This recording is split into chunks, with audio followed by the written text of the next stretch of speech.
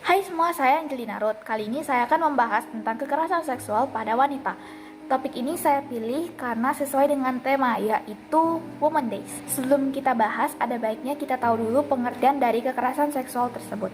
Kekerasan seksual adalah setiap tindakan, baik ucapan ataupun perbuatan, yang dilakukan seseorang untuk menguasai atau memanipulasi orang lain, serta membuatnya terlibat dalam aktivitas seksual yang tidak dikehendaki. Tidak ada satupun orang di muka bumi ini yang mau dilecehkan.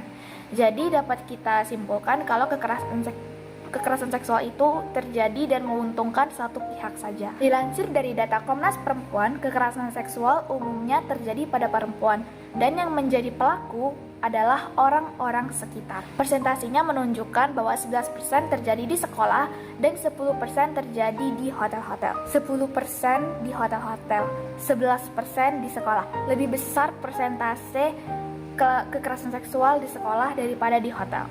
Di sekolah tempat anak-anak untuk menuntut ilmu, dan sebagian besar yang di sekolah itu orang-orang yang underage atau di bawah umur. Kekerasan seksual terjadi di situ.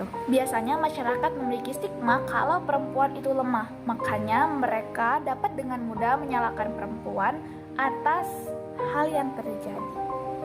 Masyarakat melihat bahwa wanita yang memakai pakaian terbuka layak disalahkan dan layak mendapatkan perlakuan kekerasan seksual karena mereka yang mengundangnya. Oke, yang menjadi topik di sini adalah pakaian yang menjadikan alasan seseorang dilecehkan. Oke, kalau dari pakaian kita bisa ambil dua sudut pandang perempuan dan sudut pandang laki-laki. Dari sudut pandang si perempuannya ini, kita tidak ada hak untuk mencampuri pilihan pakaian orang lain. Her body is her choices, her outfit is her choices. Itu pilihannya mau memakai pakaian seperti apa. Tapi satu refleksi untuk si perempuan ini, apakah dia bertanggung jawab dan mau menerima atas konsekuensi dari pakaian yang dipakainya itu di hadapan publik? Karena kita hidup di lingkungan sosial. Setiap tindakan kita pasti ada normanya yang berlaku gitu. Jadi kalau misalnya kita pakai pakaian yang ketat atau yang terbuka, itu kita bisa terima pandangan orang lain terhadap kita atau tidak. Kalau misalnya tidak, mendingan pakaiannya diganti. Tapi balik lagi, pakaian kamu itu pilihan kamu. Kita tidak bisa mencampuri karena kita gak ada urusan. Kalau dia saja kayak fine-fine aja pakai pakaian seperti itu, ya itu pilihan dia. Kalau dari sudut pandang laki-lakinya, jaga pikiran dan jaga penglihatan. Kita semua tahu dan kita semua sadar kalau manusia itu punya hasrat seksualnya masing-masing. Tapi apakah pantas dan wajar kita melampiaskan hasrat seksual tersebut kepada orang asing atau kepada wanita yang bukan muhrim kita? Kamu tidak membelikan atau tidak membiayai sedikit pun dari pakaian yang dikenakan dia. Terus kenapa berkomentar? Kalau masih ada yang memegang pemikiran kucing kalau dikasih ikan asin tidak bakal menolak, kita udah hidup di abad 21 dan kamu masih megang pemikiran seperti itu.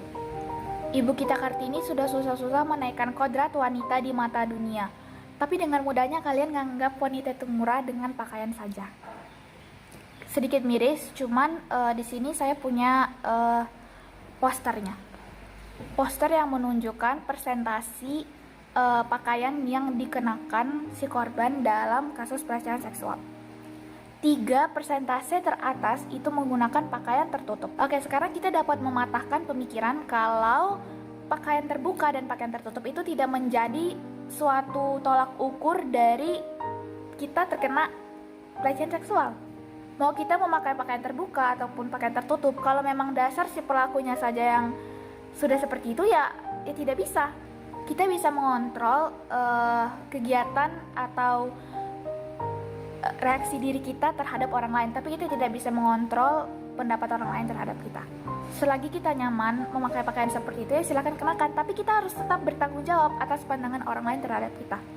Yang laki-laki juga, kalau misalnya punya mata, punya pemikiran itu dijaga. Kalau kita melakukan hal tersebut kepada orang lain, bisa saja menjadi korban anak kita atau siapa kita di masa depan. Itu pendapat dari saya. Kalau misalnya kita mempunyai pendapat yang berbeda, kita bisa sharing-sharing. Sekian dan terima kasih.